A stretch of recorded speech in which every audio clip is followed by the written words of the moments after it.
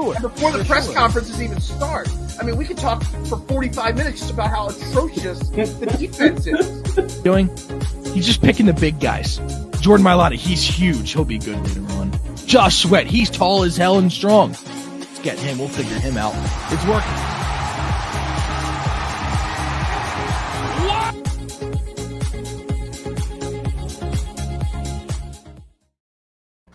Good morning, everybody, and welcome to Trending in the AM on DSM Media. We're live, as always, 8:30 a.m. every day on Facebook, Twitter, Twitch, YouTube. Make sure you do your job. Share it out, like it, retweet it. Head over to YouTube, hit subscribe, thumbs up, and drop your comments over on YouTube because we got a lot to talk about today. Jeremy and I, we're joined by our boy Scotty from Scotty Talks, my NBA expert, the go-to when we want to talk Sixers and the NBA, because we got a lot of Sixers talk to get into today and a lot of NBA talk in general. We are brought to you, as always, by Manscaped, the leader in men's grooming products, the GOAT in below-the-waist grooming. Make sure you check them out. Manscaped.com.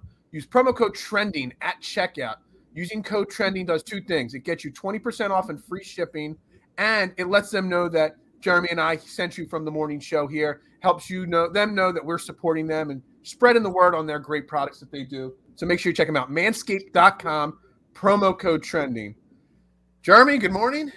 Oh, good morning. Good morning. I'm surprised you did a late night show of Diamond Talk last night. Yeah. This morning. That's dedication to Team DSM. Did Diamond Talk last night, went to bed right after and woke up, did another show. That's what I'm talking about. Hey, there's no other way I'd want to do it. Let's be real. Absolutely. And Scotty, I think this is not your first time on Trending in the Morning or Trending in the AM, but first time with you again today. Yeah, first time with you here, Phil. So I got to join Jeremy, maybe even last week, maybe it was a week before that. Yeah, but I was having some teeth pulled and stuff. You're my sub in, you know. I'm up next, Phil. Though I got some stuff I got to get taken care of too at the dentist. So I'm with you. But yes, good morning.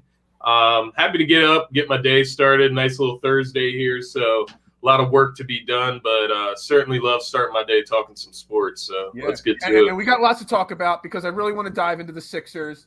Let's start off just talking last night's game against the Celtics. Obviously, a tough, low-scoring loss, 88-87. Celtics beat us up there in Boston. So, Scotty, right off the bat, what happened last night with that game? So that game,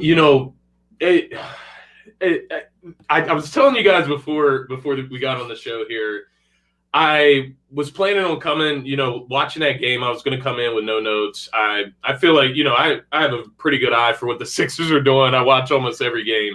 But I decided to take a little bit of a dive into the stats this morning and really look at what happened last night.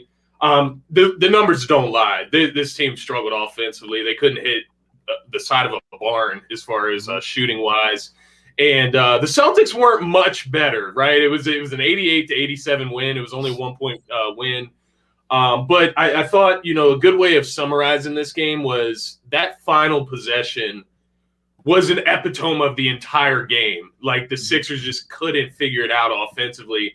And it makes you wonder because the Celtics have always, and I know Brad Stevens is up in the GM box now. It's Ime Udoka at the head coaching spot for Boston, but still a similar philosophy when you look at the way they're defending the Sixers.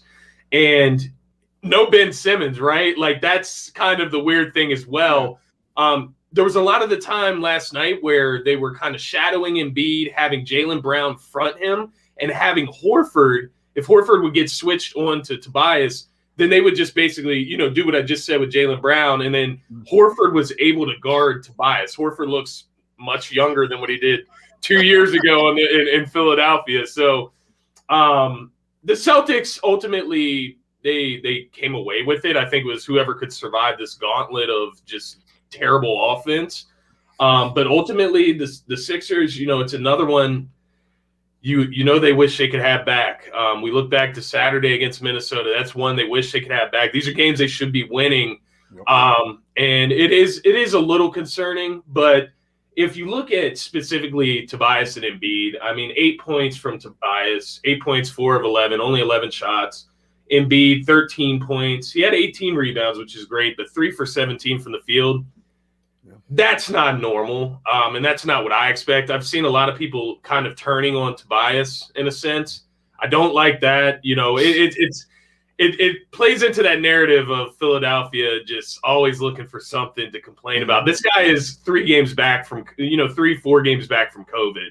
Embiid is 2-3 games back from COVID. Like, these guys are just now being hit with the effects, and that's kind of the other revelation that I had last night. These guys look exhausted, and the rest of the team is exhausted too after going through that stretch without those guys. So it's kind of just this rock and a hard place right now because there's no break coming. It's an 82-game regular season until the All-Star break. They're dealing with the repercussions of COVID. We saw Tobias come back with his initial game from COVID. He had 32 points. Joel Embiid comes back from his initial game from COVID, has 42 points, I believe it was. 42. Then the next couple games after those initial games back, these guys are struggling heavily, which tells me that the fatigue is setting in at a higher toll due to that COVID. It affects your lungs, your breathing. Joel Embiid mentioned after that game against Minnesota that he couldn't even breathe. Like during the game, he was struggling to breathe out there. And I think that speaks a lot to their struggles. And ultimately, if you have them in the game, in a situation like that where Embiid and Toby are playing like that, if they weren't in the game, I feel like we might have had a better chance of winning. But when you look at it in a sense of you got to get these guys back in the groove, you got to get the chemistry flowing again. Maxey's somebody I'll touch on as well a little bit later, but I want to get you guys' opinion of the Sixers, as of right now. As of last night, I mean, it just I get the whole COVID thing, and we've been talking about it on the morning show, show after show about how it affects it. But I still think that the COVID thing is one part of the equation. That's fair. I still think that there's other issues with this team, but I think it all comes back to during everybody being out with COVID.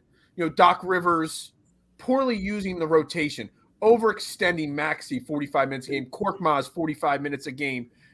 Not using the young guys from the Blue Coats that they have like Springer or Bassie sooner. Yeah. So they burned out their bench guys. So now these guys, Tobias Harris and Joel Embiid, come back from their layoffs and are forced to play excessive minutes because the other guys, Korkmaz, he's pretty much fallen out of the rotation now. Yeah. But his poor play the last couple games, in my opinion, is because he's played minutes the previous couple weeks that his body is never used to playing in. And I talked about this before on Twitter, and people were like, you know what, they're professional athletes. They should be able to go. I said once that Tyrese Maxey needed a break, and they're like, dude, he's 21. He should be able to go 45 minutes, 10 games in a row. I'm like, no, that's not the way it is. Yeah. When you're playing in the NBA, minutes matter. What I mean? It wears on your body fast, especially when you play the physical level that a lot of these Sixers players, even Korkmaz, he's a guy that's always, driving hard to the basket, taking hard hits, falling to the ground. That I think the problem right now with the current Sixers is the problem that Doc Rivers screwed up for the 2 to 3 weeks where we were missing players. The reason why I think we really lost last night's game, and obviously there's a bunch of different factors and everything like that, is kind of because we didn't have that one guy be able to go out there and just lead this team last night. Like the Celtics last night, they had Tatum. Jason Tatum had a great game, and they went out and won that game by a point. We didn't have that guy last night. Embiid didn't have his day. Tobias didn't have his day, and Tyrese Maxey didn't have his day either. Me and Phil were talking about yesterday how to win this game, Tyrese Maxey had to come in here and not even just ball out. He kind of just had to show drive to the basket, do more, not just try to feed Joel Embiid every time and just go out and do his thing. Max didn't have his best day. He only dropped 6 points, shot 3 for 13.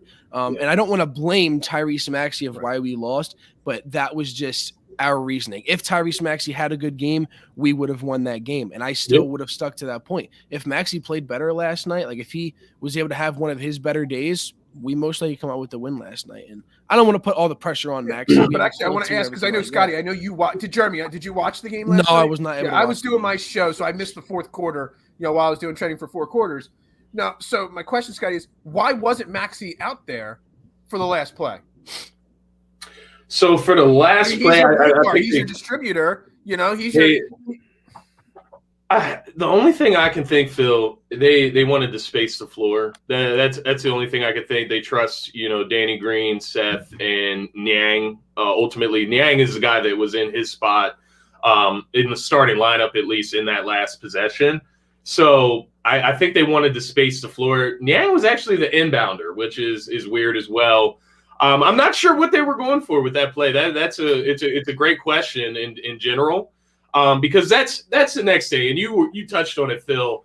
Doc Rivers, he's done some great things this season, and he's done some, once again, questionable things this season. And I guess the last game that I'm really thinking about it probably happened in Orlando. I just didn't notice it as much because they won. Mm-hmm. But definitely in that Minnesota game, the rotations of, just the lineups that he's putting in there, it's like – we got to have some sort of sense to this, like a Matisse Thybulle Drummond lineup. That doesn't make sense ever, right? Like that. These are things that us as casual fans or casual analysts, whatever you want to call ourselves, we understand that. So we need Doc to understand that. And then, like you mentioned, Phil, like why can't Isaiah Joe get a few minutes? Why can't Charles Bassey get a few minutes in those situations? It doesn't make sense on Doc Rivers' end, but we've seen now. I read this morning that we have not had back-to-back days off in I don't even know if at all this season. So Saturday and Sunday is the first time. So the Sixers haven't had a practice 2 nights ago in Orlando, and I guess last night as well because everyone played last night. They've only had now their core 10. They're keeping Bassey and Joe out of the equation. Their core 10 now for 4 of their 22 games last night being the 4th time. So they haven't had practice time together. They haven't played together, but yet I still have to go back to Doc Rivers. And I'm not trying to turn this into a Doc Rivers bashing thing because Doc Rivers is a championship caliber coach. Yeah. But in the last 10 years, Doc Rivers has consistently had this rotation issue, whether it was with the Clippers, now the Sixers. He's had these same kind of problems, not being able to draw up end of game plays. It's consistently an issue. And that's where, I'm putting the onus at this point. It's not just on the Sixers. It's on the Sixers players, but also the coach just as much. Yeah, and I don't really see the reason why. Like when you can't put these guys in for a few minutes, I really don't think it matters that much. I don't think it's that big of a difference. I mean, I'm not an NBA head coach, so I'm not going to know as much. But I feel like putting Bassey in for a few minutes, putting Isaiah Joe in for a few minutes, letting Embiid get off the court for just an extra few minutes, I don't think it's really going to hurt that much. Give these guys more time to breathe. You can really see how exhausted that they are. So I don't really see the reasoning as to why he won't just make some moves like that. So, and even no, go ahead. I was just gonna say, we talked about Korkmaz a little, and I know he's been struggling, but like in a game like last night where you weren't even able to eclipse 100 points, not even 90 points, shouldn't you give Korkmaz a little bit more of a shot than that? I mean, he at least can hit shots sometimes. He can be a spark plug. He can get hot. Give him a shot. You know what I mean? He did not take a shot last night. Yeah, I don't understand it. He only played 6 minutes. I didn't catch the beginning of the game, so maybe he got injured. I'm not 100% sure there. From what I read in the recaps, he just fell out of the rotation. I mean, he had the highest plus minus of the whole entire team in his 6 minutes. He's only one at +9. So at least he did something right there. Look, like you said, he can get hot at any time. We shot 21% from deep yesterday. You just throw Korkmaz out there. Let him. I know he's been struggling. But that's also on Doc Rivers. He's struggling because he played 3 straight games of 45 minutes. Yeah. The guy's legs are tired. And Scotty, I know you play ball. Jeremy, I'm not sure if you ever really played much, but when your legs get tired, that jump shot just does not fall. It just doesn't. It's so important. And for a guy like Korkmaz, those legs are so important for a guy like him. Yeah. So I very rarely watch it because I just don't stay up that late at night. But after the show last night and after trying to catch up on the Sixers game, I watched Sixers Outsiders with Ty Johnson, and it was Danny Palmel's last night. Chrissy Rich wasn't on it. But they were talking about Tyrese Maxey and his performance last night. And they were talking, I forget which one said it. One of the two guys said that Tyrese Maxey's hit a wall. Now, they were debating whether he hit a wall in development or hit a wall in energy and being exhausted. And they were really going back and forth. And I love your opinion on it, Scotty, because, I mean, let's be honest. We were all, after a few weeks there, we were anointing Tyrese Maxey the next big thing. I was like, let me throw a bet on him as most improved player in the NBA. Is he going to make the All-Star team? We're jumping to conclusions as Philly fans we do. Has he hit a wall, or is it just a culmination of everything around him? I'm not gonna lie to you, Phil, and it's a short sample size. Like you mentioned, it's only been 4 games with this complete starting unit. It feels to me, I don't even want to call it a wall. I don't want to call it, a lack of energy, because I think he's still got the energy. He's still sacrificing his body on drives. He's still driving into the paint. I'm worried about, and I use that term gently. It's a very light worry, but I'm worried that Maxey and that starting unit with Tobias and Embiid clogging that lane, I'm worried that it affects his game. I don't know if it's necessarily their inside presence, just because they gravitate in that mid-range post area, and that's kind of his area to get in the lane and shoot those floaters and mid-range jump shots. But I worry about him, worrying about his shot selection, taking a shot. It's like what Doc said to him before the season, and I thought that was such a dumb thing to say to a young player. But I get what he was saying, but I just didn't think, with a guy like Maxey, you don't want to deter him from himself. Yeah. Like, okay, you wanted Rondo to be that with Boston, where anytime Rondo takes a shot, his motto was that you're taking a shot away from Ray, Kevin, or Paul, right? Right. Tyrese Maxey, he's not necessarily Rondo, right? He went to Kentucky. He has a lot of similarities. He's an attack-first point guard. He's not a pass-first point guard like Rondo. He's not defensive-minded point guard like Rondo. For you to tell him that he should think every time he's on an offensive possession, if he takes a shot, that's away from Embiid, that's from Tobias Harris, that's not the case. And right. To put it gently, as far as Tobias Harris, Maxey should be getting as many shots as him, in my opinion. Absolutely. You know what I mean? If we look across the board, Tyrese Maxey is just as important at this point. Right. And, looking at Maxey's struggles, the reason I say this is because since specifically Embiid has been back on Saturday, Tyrese Maxey's shooting struggles have went through the roof. And he's averaging 10 points per game, shooting 10 out of 40, so 10 of 40 attempts. So just 25% from the field right now, 2 for 9 from the 3, only 4 turnovers. I believe that was in the first game. So he has cut the turnovers back. I think he's getting the system down with getting the ball to Embiid in the post. You saw him struggling with that against Minnesota. Mm-hmm. But I worry, man. And, it's like this domino effect where I'm like, oh, my God, is he struggling with the same thing that Ben Simmons struggled with? And that's finding his way in an offense that is dominated in that mid-range post area by 2 players that score 20-plus points a game. They get shots for 20-plus points a game. Does that take away from Maxey's ability? Should Maxey be coming off the bench? You know what I mean? That's where I'm coming from. So here, I'm going to throw this to Jeremy. Sorry, Scotty. When I'm in the morning here, I stumble on my words a bit. I won't lie.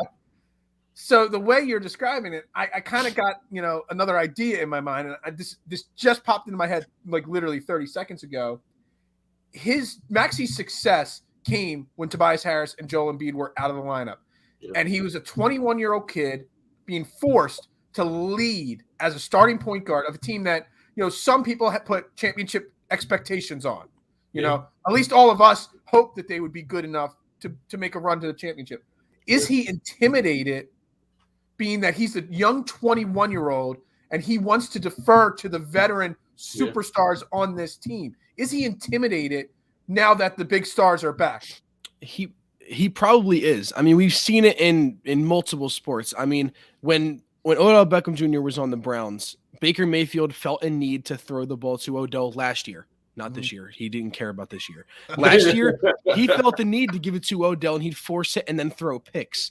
This happens in every sport. Now, Tyrese Maxey, he's going to feel the need. Oh, Embiid's done this before. I mean, looking at Embiid last year, damn near won MVP. We got to get him the ball and everything like that, and he's going to feel pressured.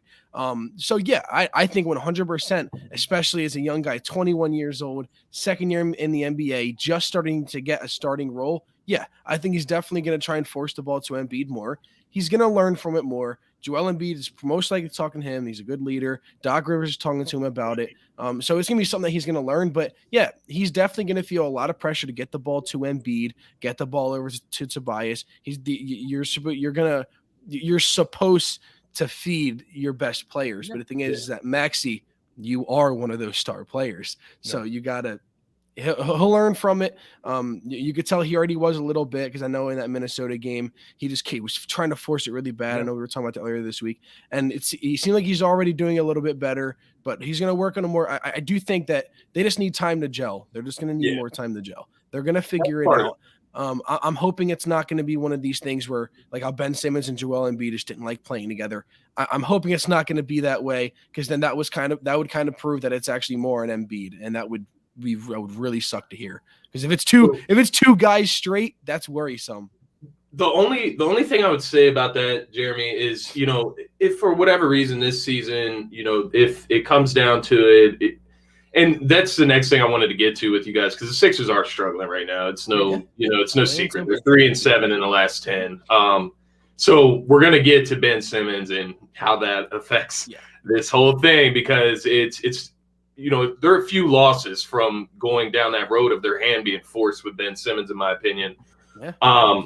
When we look at this team, if we get down to the nitty gritty at the end of the season, and it comes down to, if we end up moving Ben, get a starting point guard in return, and it moves to making Tyrese Maxey into this 6-man type of thing this season, I think that's fine, because it's Tyrese Maxey. And if you accept that defeat this season, that, maybe he just doesn't fit with the starting unit just yet, Tyrese Maxey has shown that he will go into the offseason and improve what he needs to do. Yeah, he will make sure that he can space the floor properly. He'll make sure that he knows his spots with Embiid. I'm sure he'll put in some work with Embiid to make that work. That's my only rebuttal to that is, as far as 2 players in a row, very possible, but Ben Simmons never improved his game. So Tyrese Maxey's already in one season improved more than Ben Simmons did in 4 or 5 seasons. So you touched on it, Scotty.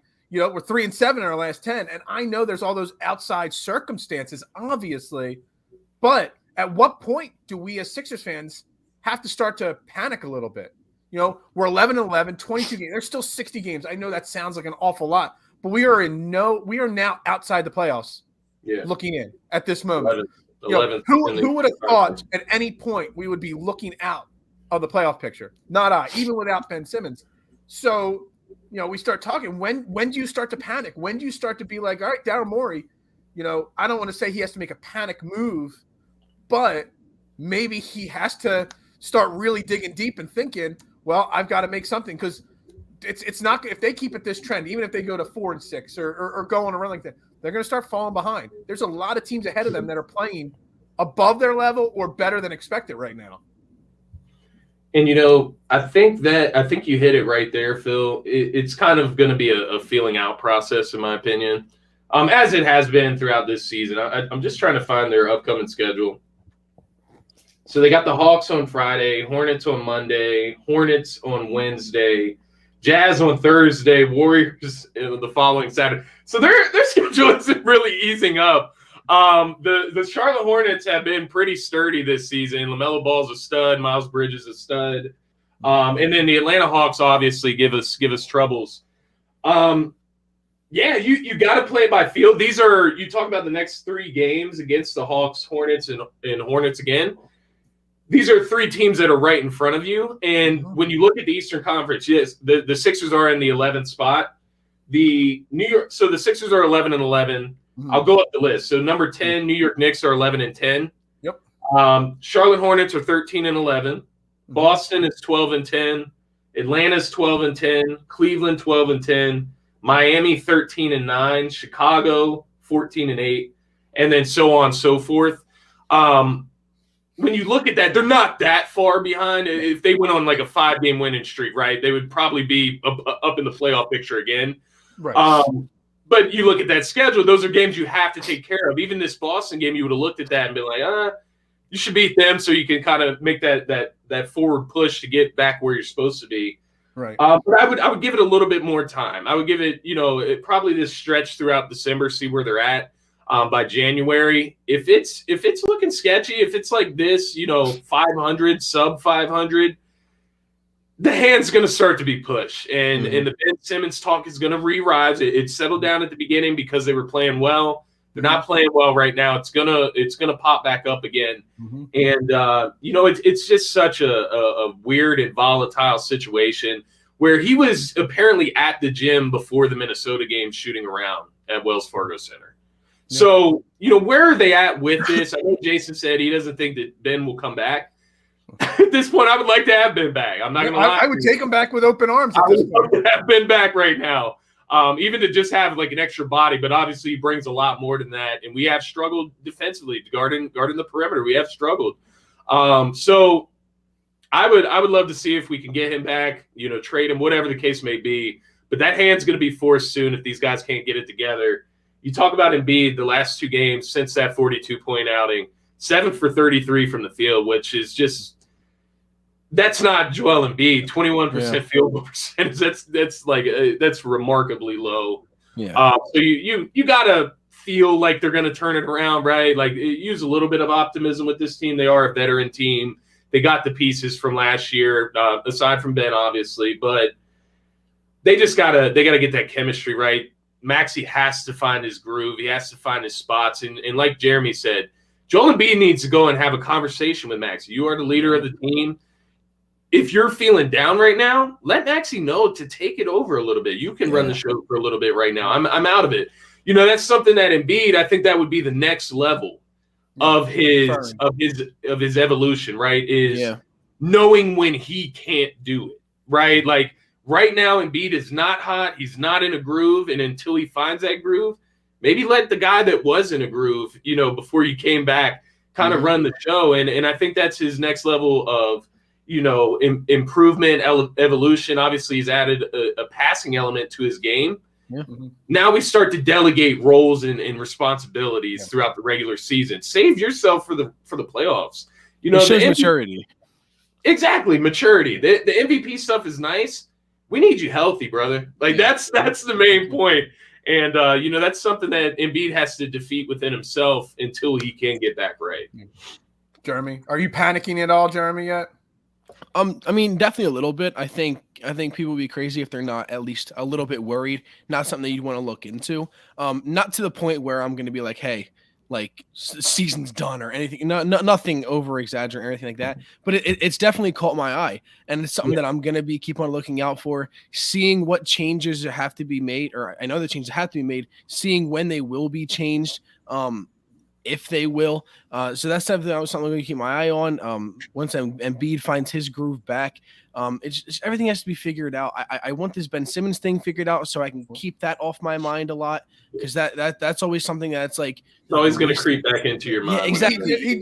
There's another report that he went to another facility to work out, because I guess he already got kicked out of St. Joe's campus. So now he had to find somewhere else to work out in the city. Why not just work out with your team? I never understand, man. Like, it's basketball. It's a sport. Man. Like, he's played with these guys for years, and they don't have like a better relationship than that. I'll never understand that, guys. Like, I know you guys have been part of sports teams. You build a brotherhood with those guys. You have each other's backs. You have to in order to play at that level last year, right? Like, to get they still had his back. Yeah, for him to go out and try to support him to come back this year. Yeah, for him to go out and play defense like he did last year, like he has to have these guys back, right? Like at some point he did, and I'll never understand that, how you can turn your back on your teammates, and you see that they're struggling right now. If you forget the Sixers, right? It's basketball. This is his basketball team. You don't like Embiid, sure, that's fine. Are you not cool with Tobias? Are you not cool with Maxey, who has the same agent as you? Are you not cool with Danny Green, who defended you in the offseason? So have these guys' backs. Like I'll never understand it. It's so selfish. So this is where we get into the Ben. I did a poll yesterday on Twitter. Will Ben Simmons be traded by the trade deadline? I believe it's February 10th, the trade deadline. So a little over 2 months away to the trade deadline. Will he get traded? And I've started to think after last night's game. So before the season, we're like, I want Dame Lillard. I want Bradley Beal. Obviously, that didn't come to fruition. And then Daryl Morey made his statements that they want an all-star player back. Then Tyrese Maxey. So the timeline continues. Started to dominate as a point guard. So now we think maybe we don't need a point guard. We need a shooting guard or a wing player. The Jaylen Brown conversation came up. But then after the last couple games, You start to see Maxey kind of, I don't want to say regress, or hit the wall, whatever we want to call it. So now do you get to a point like where you're back to square one, where you still need that elite point guard or elite player, or do you just need to go out and find anybody? And I started looking at the NBA standings before the show, and I zeroed in on a few teams that I think are underachieving, just like the Sixers, or in a tough position like the Sixers. Again, Portland, Denver, Sacramento in the Western Conference, 3 teams that I think could make a deal. They, Denver's struggling big time. They just lost Michael Porter Jr. again for the year. Sacramento, again, struggling, even though they keep having these expectations, have to blow it up eventually. Portland, all the front office issues and ownership issues. Toronto, Indiana, teams that had expectations. We've already had conversations with Toronto. Does Daryl Morey have to pull a trigger by the deadline, or otherwise you're just pretty much writing off, in my opinion, as one of the prime years of Joel Embiid's career? Yeah, and I know some people will argue with that as far as like writing it off, and if they don't trade Ben. But if you're not putting the best team out there possible to compete with Joel Embiid, then you are in a sense writing off the season. Now they could still go out, compete, be a contender. You still didn't put them in the best situation as far as what you could have possibly had around Embiid. I'm with you. I was in the camp as far as Jaylen Brown. I still think he would be the perfect piece. You talk about putting a Jaylen Brown piece in there with a starting lineup, maybe instead of a Danny Green, and then you keep Tyrese Maxey, Seth Curry, Jaylen Brown, Tobias Harris, Joel Embiid. That just sounds like an actual contender, a top 3 contender in the NBA, in my opinion.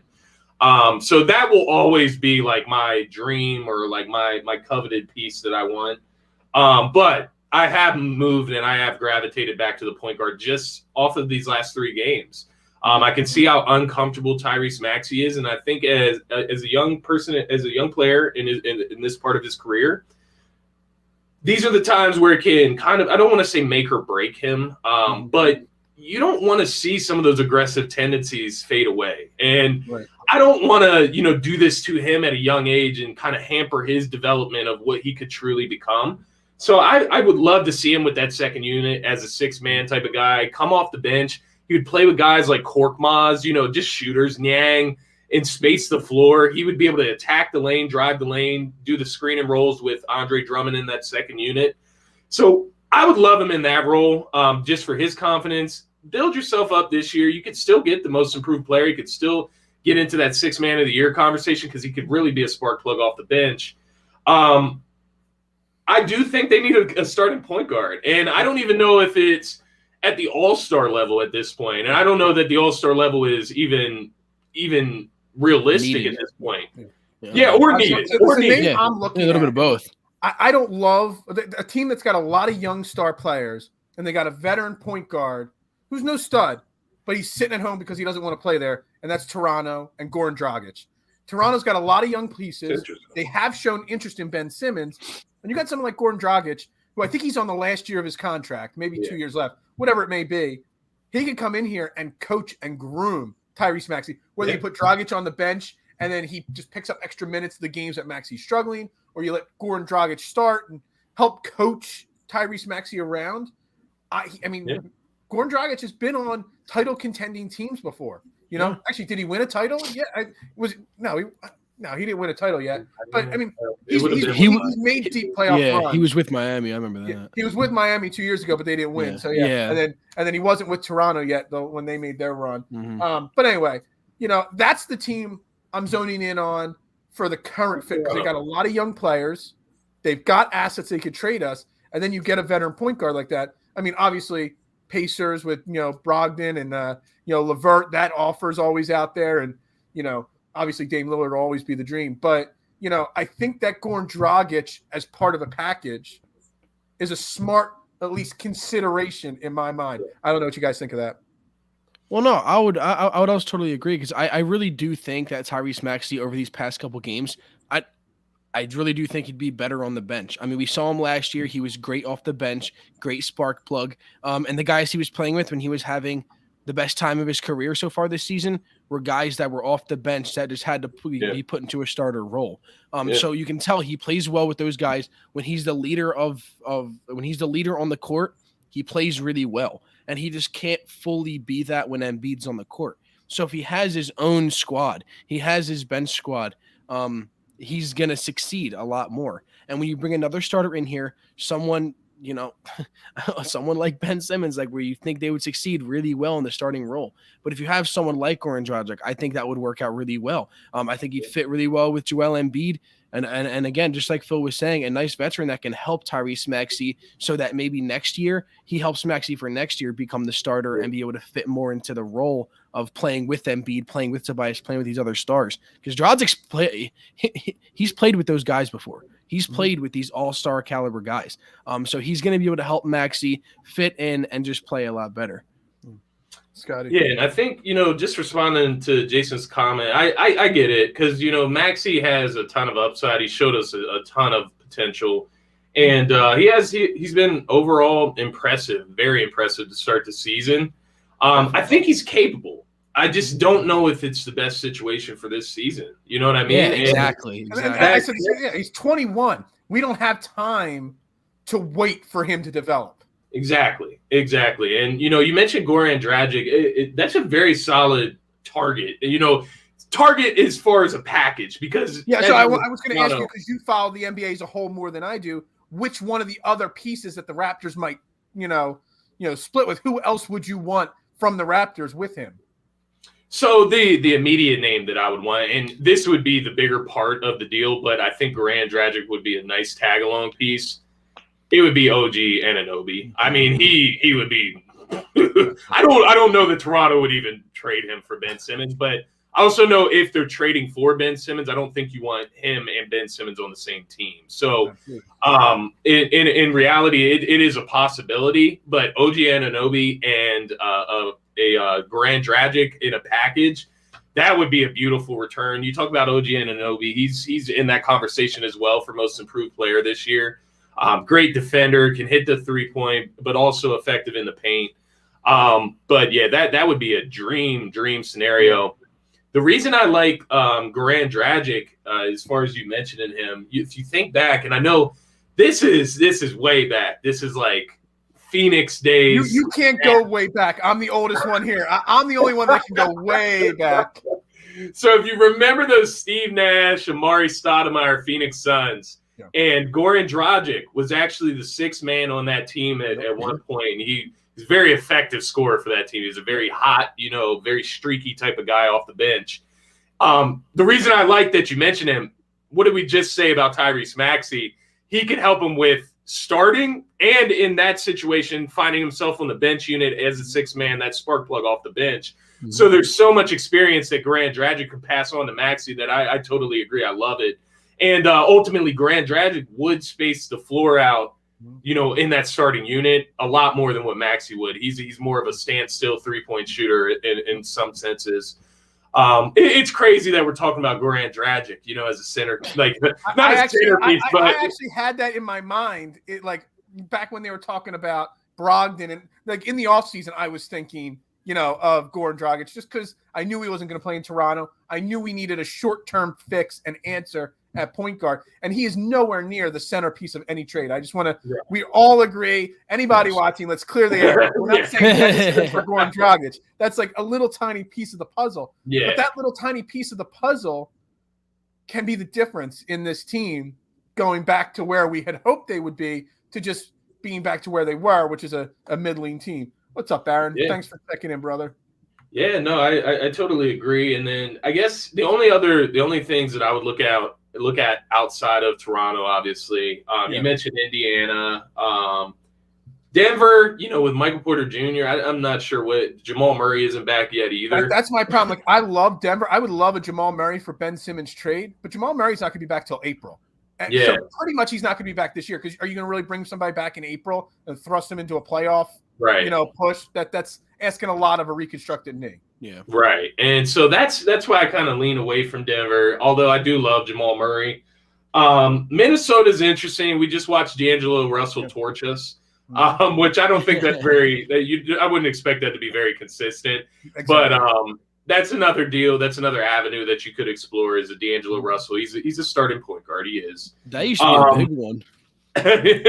Yeah, that's who I was going to bring up next. So the Kings and the Spurs. They have the packages that, to me, equate the most as far as where Ben's value is right now. You mentioned Toronto, and I love Dragic. I love OG Anunoby. I love Fred VanVleet. Gary Trent Jr. they have up there. I don't know how willing. I don't think they can trade Gary Trent Jr. just because he just got signed an extension. But OG Anunoby, I just don't see them giving him up. I don't see them giving Fred VanVleet to the 76ers. As far as realistic, sending Ben to the West Coast, getting him out of the Eastern Conference, not having to play him, Sacramento and San Antonio make the most sense to me because you're looking at two starting point guards where those teams don't know what the hell they're doing going forward. They need an identity. They need something exciting. And, I know everybody's down on Ben Simmons. He's a superstar in the NBA. Absolutely. And regardless of if his numbers back that up, he has the identity of a superstar in the NBA. He's going to bring buzz. He's going to bring excitement. He's going to get everybody talking about those teams again. Mm-hmm. And so when you look at it from that standpoint, I love what Philly Irish mentioned there. De'Aaron Fox, he's the odd man out there. It's obvious. Like they don't want to get rid of Tyrese Halliburton. He's a more prototypical point guard. Mm-hmm. But De'Aaron Fox is like a more well-rounded. I feel like if he came into this situation with the Sixers, he would know how to pick his spots a little bit better than Tyrese Maxey just because he's been in the league a little bit longer. Did play with DeMarcus Cousins at one point. And then DeJounte Murray from the San Antonio Spurs. He's been on a freaking tear the last 10 games. I mean, he's put up like I believe like 4 triple doubles. Yeah. And those triple doubles are 20-point triple doubles. Those aren't Ben Simmons triple doubles. And I don't think they have anybody else to score in San Antonio right now. What'd you say? There's no one else to score in San Antonio, so he's got to do it all. Right. But I'm looking at those two guys as, some really nice pieces, and they're young, right? Like those are younger guys too. But I think you have to revisit that route of point guard. I mean, we talked about it. We can all see it. And so does that concern you though about getting a young point guard that De'Aaron Fox and Tyrese Maxey? Well, that means both can't start. What do you do going forward in the future? So you're basically picking one or the other. Same thing with Murray. You're picking one or the other. I don't know if Maxey can play off the ball. I'm not really sure if that's his style of game.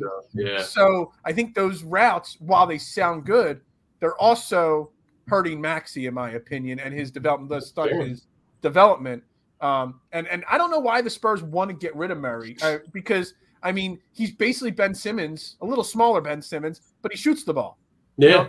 He's not going to shoot the ball at the clip he's shooting it right now, but he's confident in shooting the ball. So I don't know. I think the Spurs would be silly to make that trade just because they're not really outside of the bigger name. They're not gaining much, but with the Kings, I just don't know the fit of Fox and Maxey in the backcourt together for the next 4 years. Yeah, the right fit.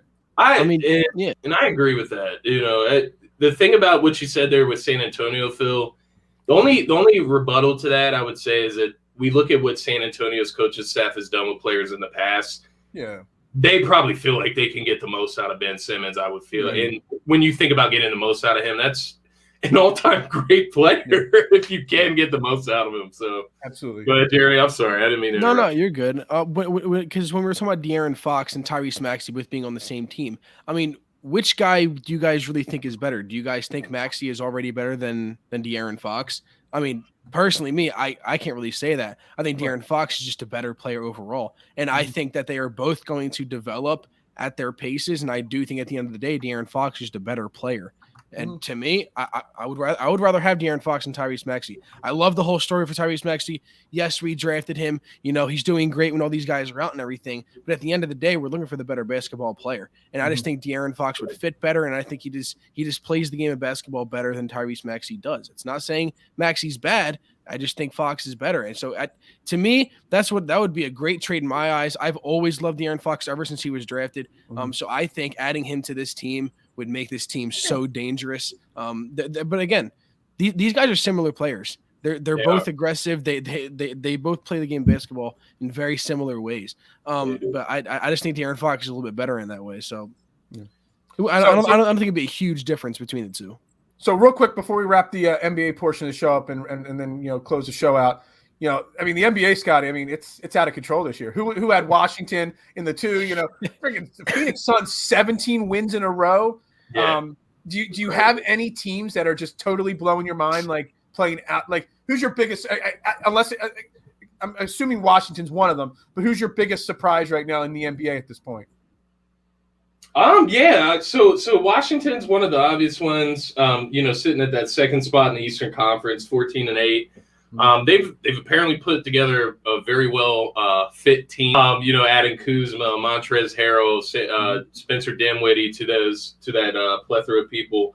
And it ultimately fits a lot better than what Russell Westbrook did. I think that's what we can all agree on. Mm-hmm. The other team that I'm looking at, completely surprised, is the other team you mentioned, the Phoenix Suns, 17 in a row. Excuse me. I expected the Phoenix Suns to kind of have like a little bit of a hangover. Mm-hmm. Not at all. They were able to take care of Golden State, even with Devin Booker. I think he pulled his quad or his hamstring or something in that game. Ended up not finishing the game. And that's something to keep an eye on. Obviously, injuries. I think the other end of the surprise spectrum, and maybe it's not a surprise to you guys, but the Lakers, man, and just the all over the place for them. It's not necessarily a good surprise.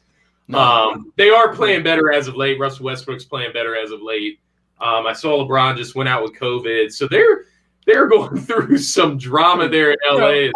Don't you remember the group chat, the DSM group chat, about how everybody kept saying, the Lakers signed another guy. Oops, the Lakers signed another guy. Oops. And I just kept saying, guys, pump the brakes. Come on. They can't sign everybody. It's not – you can't just throw 47 players on a team and hope they work out. You just can't. I'll give you another one as well.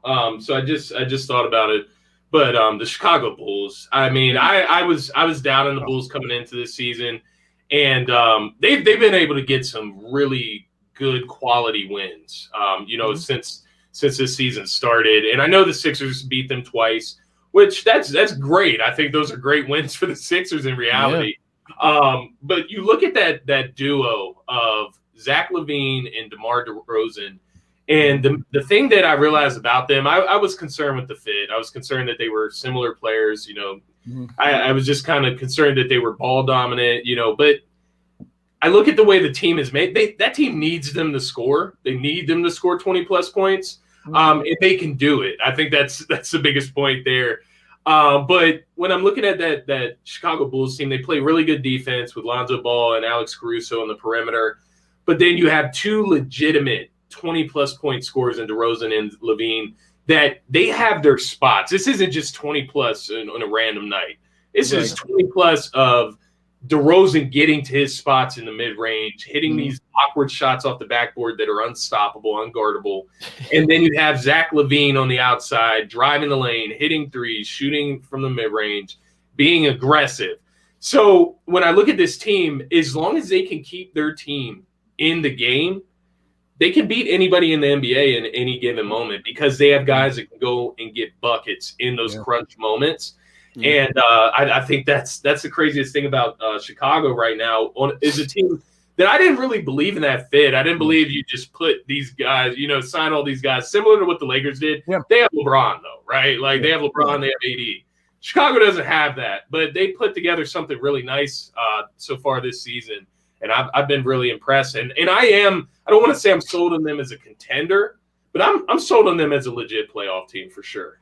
So we got armchair commentary saying, but can they sustain it, the Bulls? Can playing the ISO ball be sustainable like that?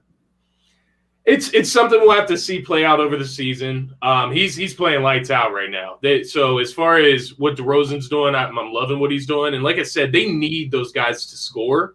So in these ISO moments, you're going to live and die by that, right? These are your two best scorers. So I get what Armchair's saying there, and he would know better than me as far as DeRozan coming from a Raptors fan. But just what I've seen so far, the defensive prowess, mixed with two scorers that can keep you in the game. One of them's going to go off in the game. They're just that good.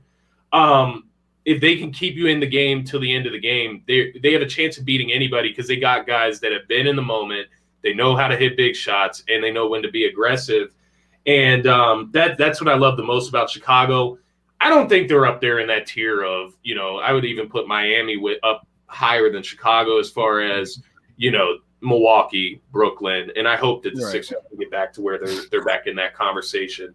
So that's what I'm looking at with them. And then the other team that I was noticing, what's funny is I thought Atlanta would be a lot better this year. They're 12-10.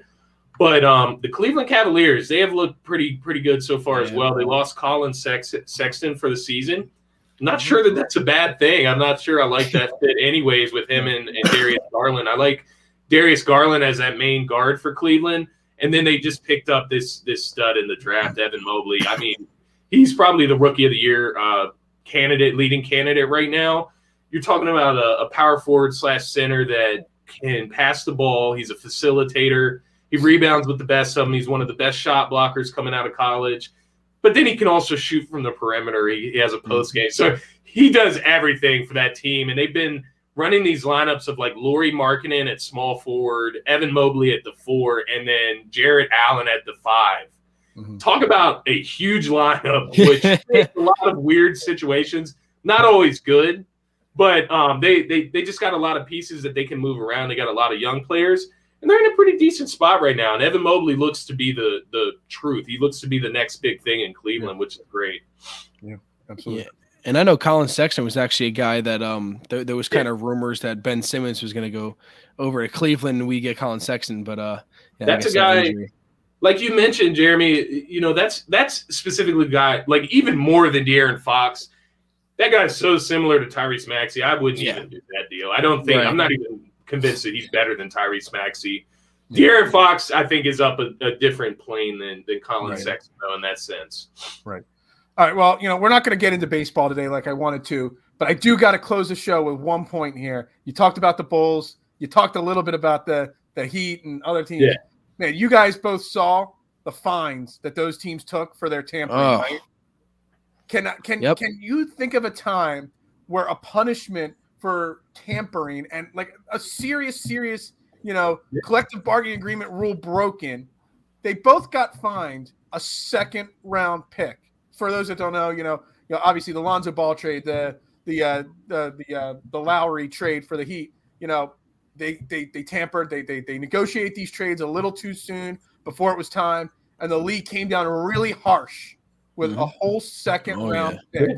They got him. I mean, they really got him. If anything, they have just encouraged every team to legally tamper whenever they feel like it. Hell yeah.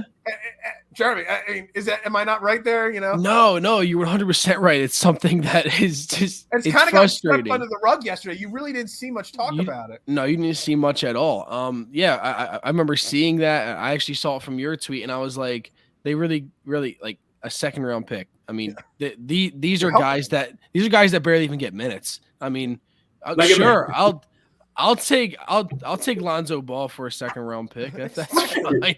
Like, sure, say no more. So it's weird. It's weird. Like, imagine trading a 2nd-round pick. Like, imagine trading a Charles Bassey or like a Jaden Springer for Kyle Lowry. Yeah, like that 1st-round pick. Yeah, I know. Yeah, he was at the end of the 1st round. That's not fair to him. So let's keep it Charles Bassey, Paul Reed, right? One of these guys, the 2nd-round pick, Isaiah Joes of the world, for Kyle Lowry, for Alonzo Ball, right? Imagine if the Sixers did this. Imagine if the Sixers tampered and ended up actually getting a player out of the tampering. Imagine how they would come down on the Sixers. Oh God, it's such BS, man. They're looking at Chicago, they're looking at Miami, and they say this is good for the NBA, so we're not gonna hit them too hard because Chicago's got good basketball back. Miami's picked up a stud that would get them into that upper echelon of the East. Yep. So let's just slide this under the table. We got some better quality basketball, right? Better teams. Like that's what the NBA is ultimately doing, and it's disgusting in a sense. And just to continue on with the NBA, their officiating is out of control. It is out of control. I thought the NFL was out of control with the taunting stuff. The NBA is absolutely out of control. They have to do something about these officials, because it's not just like I'm watching a Sixers game and I'm like, oh my God, they just keep favoring the other team. These are bad calls. Yeah. All over the court. And it feels like it's on a magnitude that it's never been at before. And I swear it's just because these refs, they're not held accountable, man. And that comes back to the league. And as Jason said in the comments there, soft ass league, they just unwilling to discipline. Yeah. You know what I mean? Like, that's all we're asking for. Even if I didn't agree with how the Major League Baseball came down the Astros. I think they should have came down a little harder, but they still came down pretty hard. There was millions of dollars of fines, multiple first-round picks. There was so much came down on them. They didn't suspend the players, which is what I thought they should have. They suspended coaches, GMs, stuff like that. But at least they did something. Mm-hmm. Yeah. This is nothing. This is literally encouraging.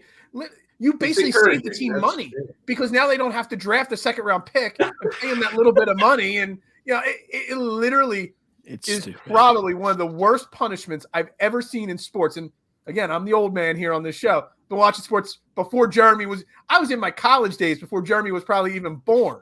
Okay, actually, I may have graduated college before Jeremy was even born. You might have. I graduated in 2002. Okay, that's when I was born. So yeah, I graduated college when Jeremy was born. That's how old I am. I've never seen such a lame penalty for anything wrong in my life. It disgusts me.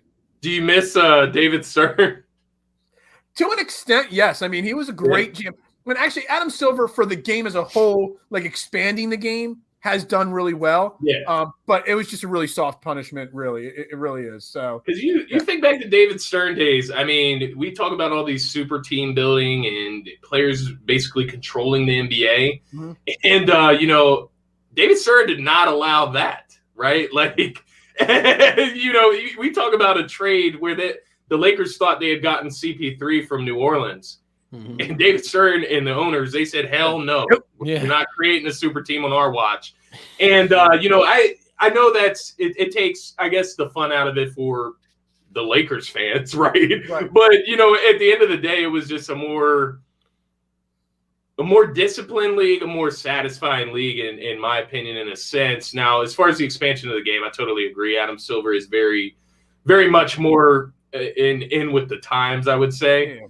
But as far as where this league is headed, you look at these situations like Ben Simmons holding out. You got John Wall sitting out in Houston. Got Goran Dragic sitting out in Toronto. These players are doing whatever the hell they want. Whatever they want. Yep, pretty much. All right, let's wrap this show up here. Again, Scotty, thank you for joining Jeremy and I here on Trending in the AM Talks NBA today. It's been a lot of fun. Again, Trending in the AM every morning, 8:30 a.m. here on DSM Media, Facebook, Twitter, YouTube, Twitch. You know the deal. If you're watching on YouTube, make sure you click that subscribe button. Follow us on all social media platforms. We greatly appreciate it. We are brought to you by Manscaped again, the leader in men's grooming products. Manscaped.com, promo code TRENDING at checkout. Get you 20% off, free shipping, and lets them know Jeremy and I sent you. Everybody have a fantastic day. Everybody have a great one. We'll be back tomorrow. We'll break down the Jets-Eagles game. We'll get into all that tomorrow with Jeremy and any other breaking news in sports. Everybody have a great day. Scotty, thank you very much for coming on. Of course. Anytime, my guys. Yeah. And we'll see you later. Stay tapped in. DSM Media all week. Got lots more shows tonight. Turf Talk tonight. DFS. Yep. So we got you covered tonight. And right back at it with Trending in the AM tomorrow morning, everybody. Yeah. Everybody have a great day. And we'll all see you all day long on DSM Media.